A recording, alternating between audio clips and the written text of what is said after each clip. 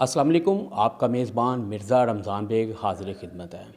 आज हम बात करेंगे आईजी पंजाब इनाम गनी ने जो गुज़श्ता रोज़ इजलास तलब किया, जिसमें वाज़ेह तौर पर उन्होंने पैगाम दिया कि मनशियात फ़रोशों के ख़िलाफ़ भरपूर कार्रवाइयाँ पूरे पंजाब में जारी रखी जाएंगी।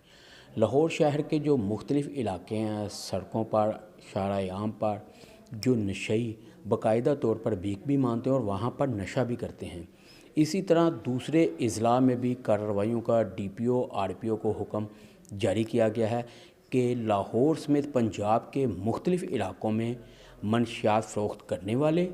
मनशियात बेचने वाले और मनशियात पीने वालों के ख़िलाफ़ सख्ती से एक्शन लिया जाए। जबकि एसएचओ, डीएसपी और एसपी साहबान को भी वाज़ेह तौर पर अहकाम जारी किए गए हैं कि लाहौर शहर के अंदर जहाँ जहाँ मनशियात की सप्लाई को यकीनी बनाया जा रहा है, उसको फौरी तौर पर रोका जाए और ख़ास तौर पर इन्वेस्टिगेशन सीआई और ऑपरेशन को भी इस हवाले से आगाह किया गया है कि लाहौर शहर में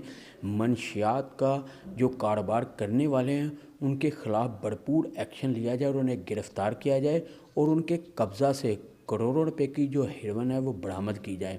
लाहौर के मुख्तलिफ़ नाकाजात